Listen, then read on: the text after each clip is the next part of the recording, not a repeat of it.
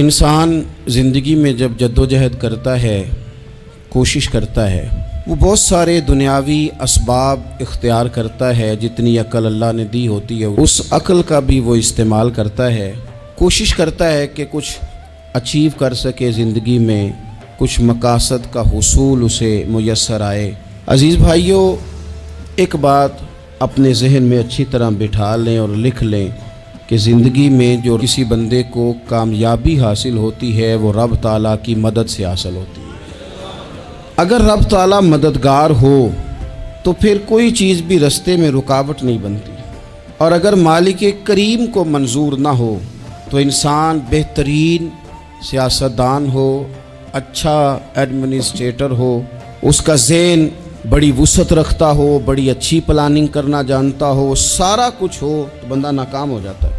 مسلمانوں کو جتنی کامیابیاں ملیں ان کا پس منظر صرف اتنا تھا کہ اللہ تبارک و تعالیٰ نے اپنے بندوں کی مدد فرمائی، اور اب تعالیٰ نے قرآن مجید میں اس حقیقت کا بیان کیا، فرمایا بل اللہ مولاکم، فرمایا بلکہ اللہ تمہارا مولا ہے، وَهُوَ خَيْرُ النَّاصِرِينَ، اور وہ بہترین مددگار ہے۔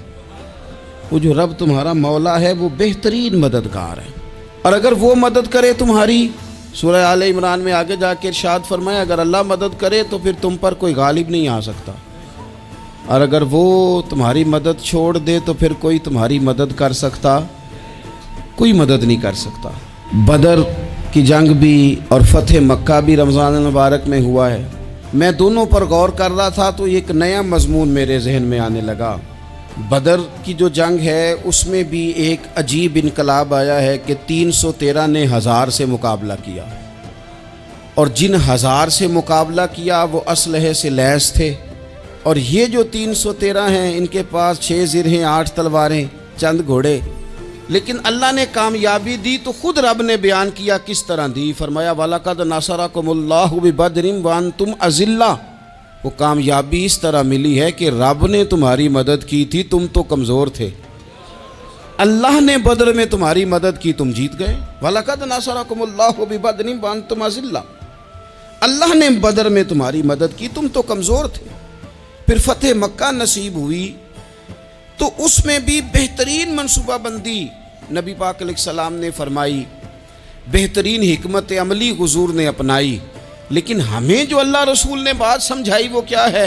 اذا جاء نصر اللہ والفتح، فرمایا جب اللہ کی مدد آئی اور فتح نصیب ہو گئی۔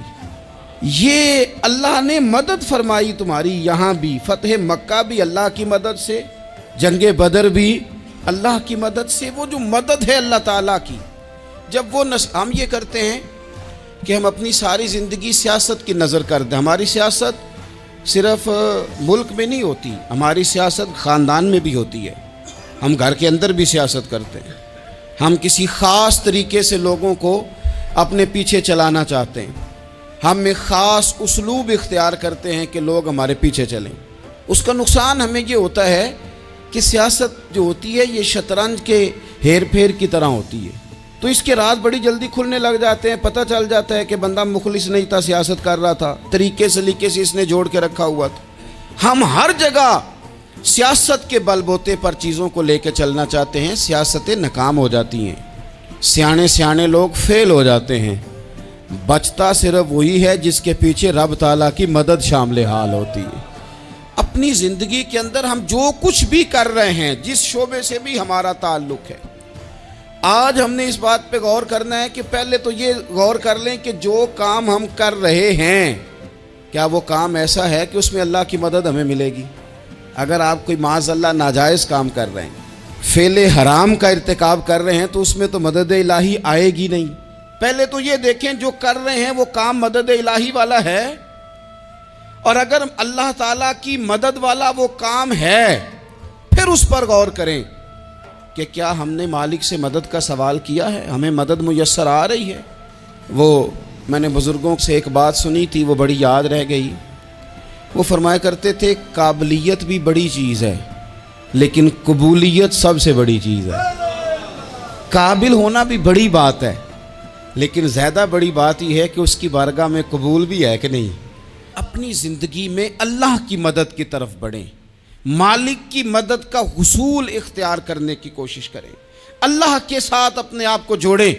اگر اللہ کی مدد نصیب ہو، یہ جو ہم جتنا ڈرتے رہتے ہیں، سہمے رہتے ہیں، پریشان رہتے ہیں کوئی کیا کر دے گا، ہمارے ہاں نا ہر شعبے میں معاذ اللہ ایک مافیا ہے، الا ماشاء اللہ۔ وہ مافیا کہتا ہے میرے ساتھ ملو گے تو میں چلنے دوں گا، ورنہ میں نہیں چلنے دوں گا، مارکیٹ میں آ ہی نہیں سکتا فلانا بندہ، چونکہ یہاں ہمارا قبضہ ہے۔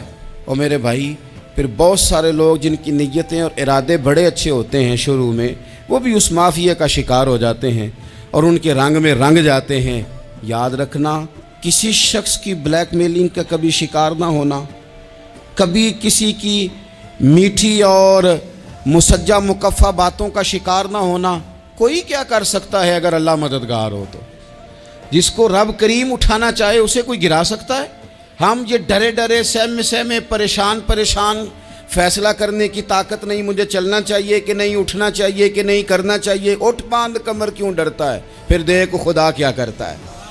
حضرت عبداللہ ابن عباس فرماتے ہیں میرے نبی پاک علیہ السلام نے میری تربیت فرمائی، حضور نے میری تربیت فرمائی، اور محبوب پاک علیہ السلام نے فرمایا عبداللہ یاد رکھنا، یہ نوجوان دوست میری بات لکھ لیں، پریشان لوگ میری بات لکھ لیں، جن کے پاس قوت فیصلہ نہیں وہ اس بات کو لکھ لیں۔ حضرت عبداللہ ابن عباس فرماتے ہیں میرے نبی پاک علیہ السلام نے مجھ سے فرمایا تھا عبداللہ سن، اگر ساری دنیا مل کے تیرا کوئی نفع کرنا چاہے کر نہیں سکتی جب تک میرے رب کی رضا نہ ہو، اور فرمایا ساری دنیا مل کے تیرا کچھ بگاڑنا چاہے تو عبداللہ بگاڑ نہیں سکتی جب تک رب کریم کی حکمت کا تقاضا نہ ہو۔ لوگوں سے ڈرنا، لوگوں کی طرف دیکھنا، ماحول دیکھ کے اپنے راہ کا تعین کرنا، ہر بندے کے خیالات کے مطابق ڈھلنے کی کوشش کرنا، فلانا نہ ناراض ہو جائے، فلانا نہ ناراض ہو جائے، وہ جس نے ہونا ہو جائے، بس رب رسول ناراض نہ ہو۔ اپنی زندگی میں اپنے مالک کو مولا جان کے، بل اللہ مولاکم، اللہ تمہارا مولا ہے، وَهُوَ خَيْرُ النَّاصِرِينَ، وہ بہترین مددگار ہے۔ توجہ جب بھی کریں رب کی جانب کریں، اپنے دل کا قبلہ درست رکھیں، سوچوں کے زاویے سیدھے رکھیں۔ میرے بھائی مالک جب بندوبست کر دے نا،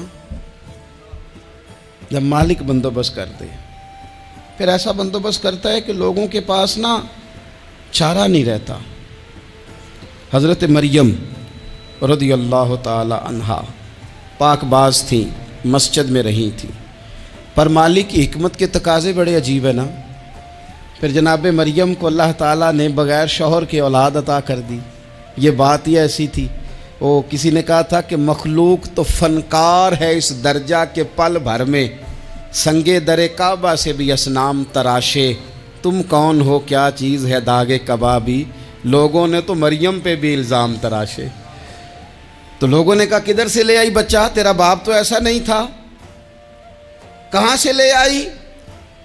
اللہ کرے میں آپ کو سمجھا سکوں، ذرا اپنے آپ کو وہاں کھڑا کریں کہ ایک پاک باز عورت، پاک باپ کی بیٹی، طیب ماں کی بیٹی، اور اللہ کے گھر میں پرورش پانے والی خاتون، ایک وہ وقت اور ایک یہ وقت کہ اس عورت کو کٹہرے میں کھڑا کر کے پوچھا جا رہا ہے کہ معاذ اللہ تیری گود میں بچہ جائز نہیں ہے، کہاں سے لائی ہے؟ اب خود سے صفائیاں بندہ کتنی کو دے، کتنی کو وضاحتیں کرے۔ اور میں نے تو اپنی زندگی میں دیکھا ہے زیادہ وضاحت دینے والے کو بھی لوگ جھوٹا سمجھنے لگ جاتے ہیں، زیادہ وضاحت دینے پر بھی لوگ کمزوری کا اظہار سمجھتے ہیں کہ کمزور پڑ گیا۔ آپ صلح کی کوشش کرتے ہیں، سامنے والا بزدل سمجھ لیتا ہے، زیادہ وضاحتیں بھی کمزور کر دیتی ہیں۔ اب حضرت مریم کو کٹہرے میں کھڑا کر کے کہا بچہ کس کا ہے؟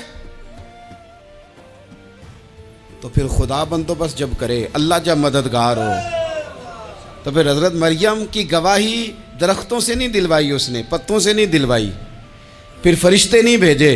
حضرت مریم کہنے لگی مجھ سے نہ پوچھو، وہ جو پنگوڑے میں ہے اسی سے پوچھ لو، ان سے پوچھو نا، وہ کون ہے پوچھ لو، ان سے کر لو سوال۔ انہوں نے کہا پنگوڑے میں چند دنوں کا بچہ یہ جواب دے گا؟ مددگار تھا رب، ان کی برات کا اعلان کرنا تھا مالک نے، اور جب مالک اعلان کر دے، جب مالک تیری صفائی دینا چاہے، جب مالک تجھے دنیا کے سامنے نکھارنا چاہے، تو पंगूड़े में लेटे हजरत ईसा बोल के कहने लगे इन्नी अब्दुल्ला आतानी अल किताबा, फरमाया मैं अल्लाह का बंदा हूँ, रब ने मुझे किताब अता करके नबी बना के दुनिया में भेजा है। मैं अल्लाह का बंदा हूँ, किताब लेके आया हूँ, नबी बन के आया हूँ। फिर पंगूड़े से ऐलान हो गया, फिर बच्चा बोल पड़ा।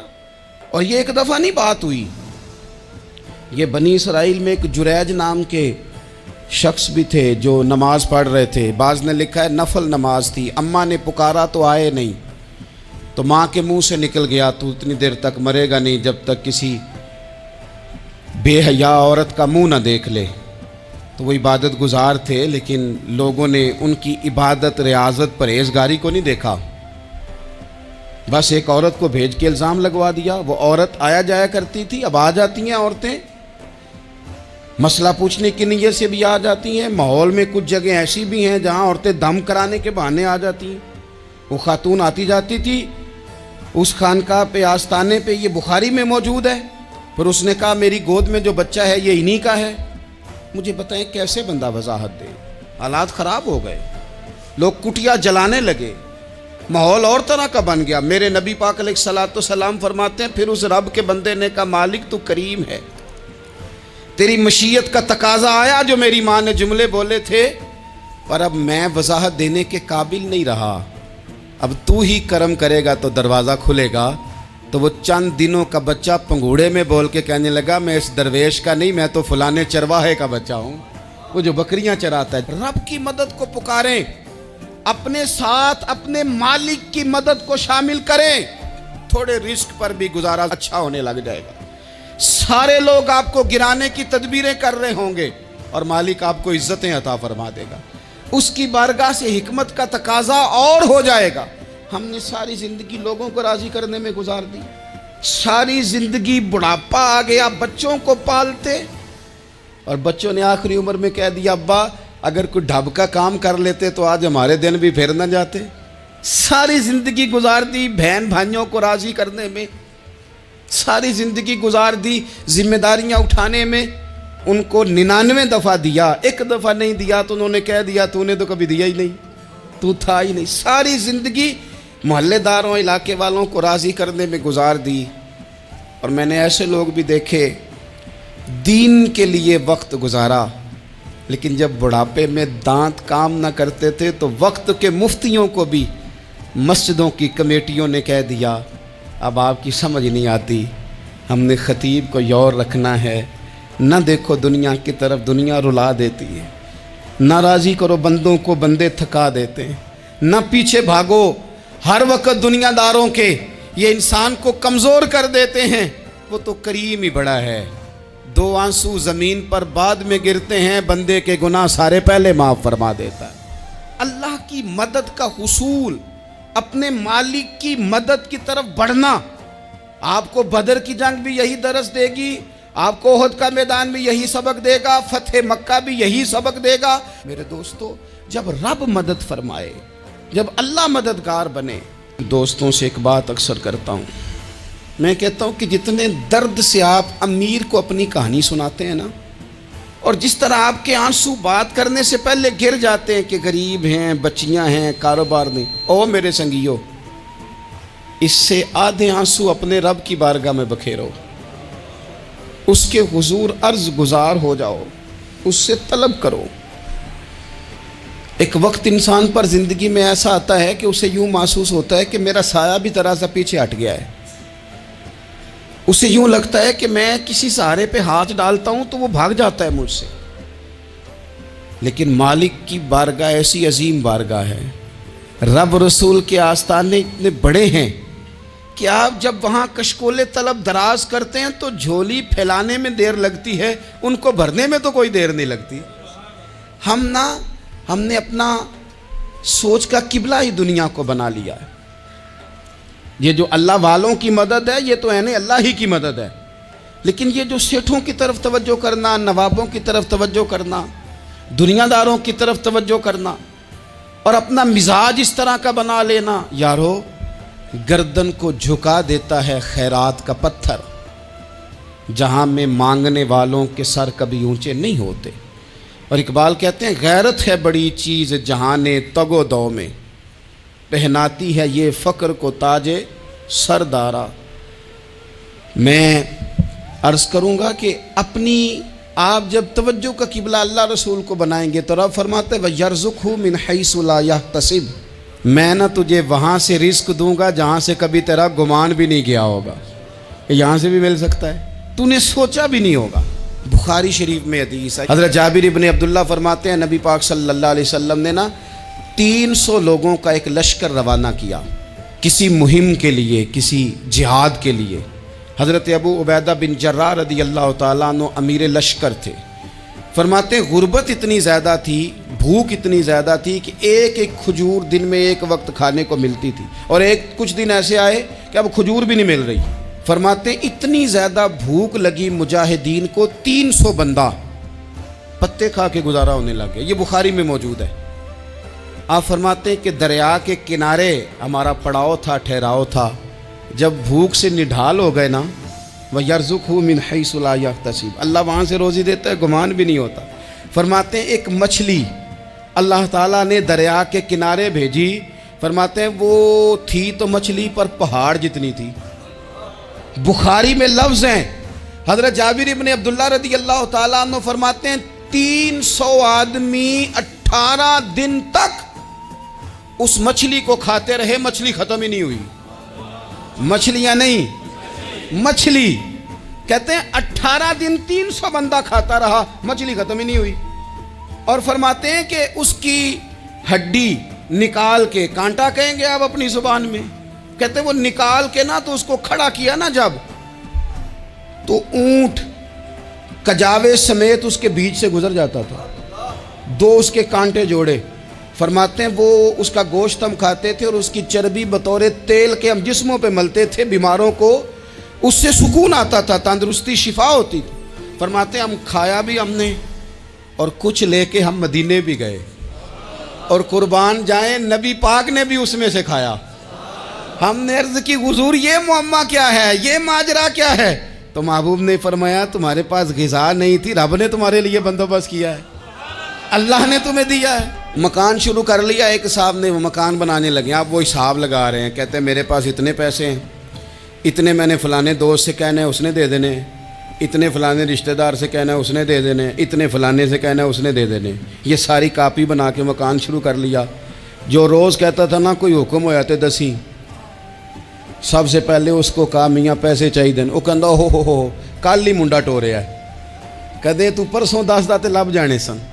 میں آپ کو اپنے تجربے کی بات بتا رہا ہوں۔ جن لوگوں کا خیال ہوتا ہے نا کہ آپ سٹارٹ کریں فلانا کام، ہم آپ کے ساتھ ہیں، اللہ کا ہی کوئی نظام ہے، وہ بالکل بھی نہیں ساتھ ہوتے۔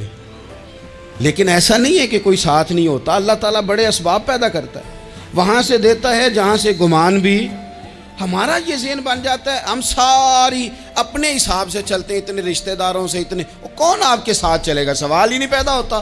یہ سارے کام چھوڑ کے سب سے پہلے 2 رکعتیں پڑھو، اپنے رب کی بارگاہ میں، رسول کائنات کی بارگاہ میں گزارشات اور استغاثے پیش کرو، وہاں سے خیر طلب کرو۔ دنیا دار کیا دیں گے، کیا دے سکتے ہیں، کیا حیثیت ہوتی ہے کسی؟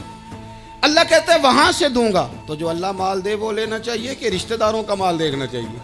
جو اللہ دے وہ لینا چاہیے کہ سیٹھوں نوابوں کی جیبیں دیکھنی چاہیے؟ جو اللہ دے وہ قبول کرنا چاہیے یا دیکھنا چاہیے کون سا آدمی کہاں پہنچ گیا؟ چھوڑو، اپنی مٹی پہ چلنے کا سلیقہ سیکھو۔ کسی کے سنگ مرمر پہ چلو گے تو پھسل جاؤ گے، پھسل جاؤ۔ اس پر ایک اور بات عرض کر دوں، صحیح بخاری سے، مسلم سے ایک اور بات۔ کچھ چیزیں ایسی ہیں جن سے اللہ کی مدد آتی ہے، مدد ملتی ہے۔ ایک چیز ان میں سے ایسی ہے جس سے بہت مدد نازل ہوتی، وہ ہے کہ جب رب آپ کو دے نا تو پھر آپ بھی اس کے رستے میں دیں، پھر مدد آتی ہے، پھر اور آتا ہے۔ بخاری مسلم میں حدیث ہے، یہ زیادہ ہی توجہ طلب امر ہے، اس پر آپ غور کریں گے۔ حضرت ابو ہریرہ فرماتے ہیں کہ نبی پاک علیہ السلام نے فرمایا ایک شخص نے بادلوں کے اندر سے آواز سنی کہ فلاں آدمی کا کھیت اور باغ خشک ہو گیا ہے، وہاں برسو اور اس کے کھیت کو سیراب کرو۔ وہ بڑا حیران ہوا کہ بادل سے آواز آ رہی۔ پھر اس نے دیکھا کہ ایک پہاڑی پر بارش ہوئی، وہ بادل وہاں برسا، پھر نالیوں سے ہوتا ہوا پانی ایک طرف چلا تو جس نے آواز سنی تھی حضور بیان کر رہے ہیں، وہ بھی پیچھے پیچھے چلا کہ پانی کدھر جا رہا ہے۔ اس نے جا کے دیکھا کہ ایک مقام پہ ایک باغ کو وہ پانی لگ رہا ہے اور ایک آدمی وہ پانی لگا رہا ہے۔ اس نے اس سے پوچھا تیرا نام کیا ہے؟ اس نے کہا کیوں؟ کہنے لگا بتا نا۔ اس نے نام بتایا تو کہنے لگا یہی تو وہ نام ہے جو میں نے بادلوں کے اندر سے سنا ہے کہ فلاں کے کھیت کو پانی دے دو۔ اس نے کہا یار تو کیا عمل کرتا ہے کہ اسپیشل تیرے لیے بارش برسے؟ یہ بخاری پڑھ رہا ہوں، سیاستہ سے حدیث عرض کر رہا ہوں۔ اس سے پوچھا تو کیا کام کرتا ہے کہ جناب اللہ تبارک و تعالیٰ کا حکم کرم آیا کہ خاص تیرے لیے پانی برسے اور تیرے کھیت کو سیراب کرے؟ تو اس نے کہا چھوٹا ذمہ دار ہوں، پر جب فصل اگتی ہے تو 3 حصے کرتا ہوں، ایک حصہ اپنے بال بچوں پہ بہن بھائیوں پہ خرچ کرتا ہوں، ایک حصہ پورا، اور ایک حصہ دوبارہ کاشتکاری پہ لگاتا ہوں، اور تیسرا حصہ خالص میں نے مسکینوں، یتیموں اور غریبوں کے لیے رکھا ہوا ہے۔ وہ جو تیسرا حصہ اللہ کرے آپ سمجھیں، وہ رب کے بندوں پہ تیسرا حصہ خرچ کرتا ہے نا، تو کریم مالک نے فرمایا جہاں سے غریب کا حصہ جاتا ہے وہ کھیت خشک نہیں رہنا چاہیے، وہ جہاں سے مسکین روٹی کھاتے ہیں وہ خشک نہ رہے، جہاں سے یتیموں کو کچھ آتا ہے کہیں اس کی فصل رہ نہ جائے۔ میں اور آپ بھی اگر اپنے مال میں مسکینوں، یتیموں، غریبوں کے حصے رکھ لیں گے تو فصلیں خشک نہیں رہیں گی، ان کے اندر تازگی آئے گی، نور آئے گا، کرم آئے گا، خاص کر خدا کی رحمت برسے گی۔ مدد اللہ سے چاہیں، اپنی توجہات کا مرکز رب رسول کی ذات کو بنائیں، پھر آپ محسوس کریں گے کہ بڑی جلدی اللہ تعالیٰ کی مدد آنے لگی ہے۔ کبھی آپ صرف کہہ دیں نا میرا رب میرے ساتھ ہے، اس لفظ میں اتنی طاقت ہے کہ دشمن ویسے زیر ہو جاتا ہے۔ زندگی میں کسی سے بھی لڑائی ہو تو اچھی طرح سوچ لیں کہ اللہ اس طرف ہے یا اس طرف ہے۔ اگر آپ زیادتی پہ ہیں تو پھر رب مظلوم کی جانب ہے۔ اگر اللہ کی مدد آپ کے ساتھ ہے تو دنیا کی کوئی طاقت آپ کو گرا نہیں سکتی، اور اگر آپ مظلوم کے مقابلے میں ظالم بن کے آپ کھڑے ہو گئے ہیں اور آپ نے رویہ وہ اختیار کیا ہے کہ جس میں مدد نہیں آئے گی، تو پھر یاد رکھ لیں کہ آپ کوئی بھی ہیں، کہاں بھی ہیں، آپ کمزور ہیں۔ طاقتور تھے ابتدائے اسلام میں، ظاہری طاقت تھی کفار مکہ کے پاس، وہ ڈنڈوں سے مارتے تھے غریبوں کو، ان کے ہاتھوں میں ڈنڈے تھے، پر خدائی طاقت ان مظلوموں کے ساتھ تھی۔ صاحب زرقانی نے لکھا ہے حضرت زنیرہ رضی اللہ تعالیٰ عنہ ایک لونڈی ہیں، غریب ہیں، ماڑے دا کی کام محمد نس جانا یا رونا، غریب سادی بی بی اور لونڈی کنیزہ، ایک مشرک کی کنیزہ تھی، انہوں نے کلمہ پڑھ لیا، وہ ڈنڈوں سے مارتا، دروں سے مارتا، تکلیف دیتا۔ حضرت زنیرہ رضی اللہ تعالیٰ عنہ کو اتنا مارا، اتنا مارا۔ اب آپ ایک اور پہلو پر بھی غور کریں، مار بھی پڑ رہی ہے پر خدا ادھر ہی ہے، اللہ کی مدد ادھر ہی ہے۔ رب کہتا ہے کہ پہلے تو صبر کرنا، ان اللہ مع الصابرین، تو صبر کرے گا تو پھر رب کی معیت ملے گی، ذرا ٹھہرنا، تو تھوڑا ڈٹنا۔ ان الذین قالوا ربنا اللہ ثم استقاموا تتنزل علیہم الملائکہ، تو کہے اللہ میرا رب ہے، پھر تو پہلے ڈٹ، پہلے تو نے ڈٹنا ہے۔ ثم استقاموا، جو ڈٹ گیا، تتنزل علیہم الملائکہ، ڈٹنے والے کے لیے مدد آتی، پہلے تھوڑا ٹھہرنا پڑتا ہے، پہلے تھوڑا صبر کرنا پڑتا ہے، حوصلہ کرنا پڑتا، اس کے بعد مدد آتی۔ مار پڑ رہی ہے، مارا جا رہا ہے حضرت زنیرہ کو، ان کا مالک جو ہے ظاہری آقا وہ مار رہا ہے، یہ کنیزہ ہے، اتنا مارا، اتنا مارا، ان کی بینائی چلی گئی، نظر آنا بند ہو گیا۔ ابو جہل آیا اور کہنے لگا زنیرہ دیکھا نا ہمارے بت تیری آنکھیں لے گئے، معاذ اللہ، لات و منات ہمارے بتوں نے تجھے اندھا کر دیا۔ اب ایسا نہیں ہے کہ بی بی روتی جا رہی ہے، روتی جا رہی ہے، مایوسی مایوسی، معاذ اللہ، پریشانی، غریبی بڑی ہے، پوچھنے والا کوئی نہیں، یہ باتیں نہیں۔ کیا جملے ہیں خاتون کے، کیا لفظ ہیں۔ ابو جہل نے تنزیہ کہا، معاذ اللہ، کہنے لگا دیکھا نا ہمارے بتوں نے تجھے اندھا کر دیا۔ تو جناب زنیرہ آنکھوں کی بینائی گئی ہے، رات کو گئی ہے، دکھ ابھی تازہ ہے، لیکن اللہ پہ جو توکل ہے، اپنے مالک سے جو رشتہ ہے، وہ اتنا مضبوط ہے، اتنا طاقتور ہے، اس میں اتنی گہرائی ہے کہ حضرت زنیرہ بول کے نا اتنی قوت سے بولی، اتنی طاقت سے بولی کہ پورے کفر پر لرزہ طاری ہو گیا۔ فرمانے لگی تمہارے بتوں کی کیا اوقات ہے کہ میری بینائی لے جائیں؟ یہ میری رب کی حکمت کا تقاضا ہے۔ جب تک اس نے چاہا زنیرہ دیکھتی رہی، اور جب اس نے چاہا زنیرہ کی آنکھوں کی بینائی چلی گئی، اور اگر وہ چاہے گا نا تو بینائی واپس بھی کر دے گا۔ اگر ہو ذوق یقین پیدا تو کٹ جاتی ہیں زنجیریں، اگر وہ چاہے گا تو بینائی آ بھی جائے گی۔ حضرت زنیرہ نے رات کو یہ لفظ کہے، ابو جہل اور سارے کفار ڈر کے سن کے چلے گئے، آپ اطمینان سے آ کے بستر پہ سوئی۔ جب سویرے اٹھی تو اللہ نے آنکھوں کی روشنی واپس کر دی تھی۔ آنکھوں کی اب چھڑی پکڑی ہے، بازاروں میں گھومتی ہے، کہتی ہیں بلاؤ کدھر ہے تمہارے نات و منات، دیکھو میرے رب نے روشنی واپس کر دی۔ آ کر میرے ساتھ ادھر آ ستمگر ہنر آزمائیں، تو تیر آزما ہم جگر آزمائیں۔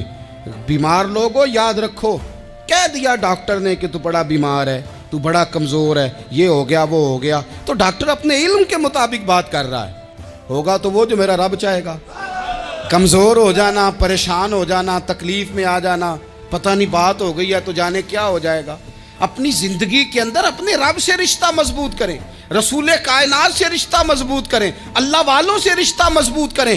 حضرت زنیرہ نے پیغام دیا کہ زندگی میں جو جینا چاہتے ہیں تو وہ رب کا نام لے کے جی سکتے ہیں، جو اپنی زندگی میں خوشیاں دیکھنا چاہتے ہیں تو رسول اللہ کے نام پر خوشیاں دیکھی جا سکتی ہیں۔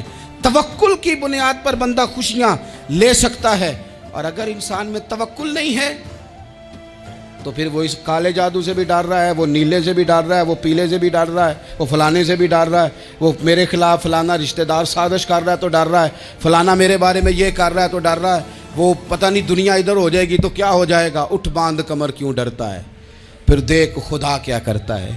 تو اس ساری گفتگو کا نچوڑ آپ کو یہ عرض کیا ہے، سب سے پہلے تو یہ کہ میدانوں میں مدد بھی اللہ کی، رزق میں مدد بھی اللہ کی، فصلیں خشک ہوں تو مدد پھر بھی اللہ کرے، تو پھر ساری مدد، اور اگر انسان بیمار ہو تو پھر بھی مدد اللہ کی۔ تو اپنے اللہ کی جانب توجہ کو بڑھائیں، آپ اللہ سے مدد کے سوالی بنیں۔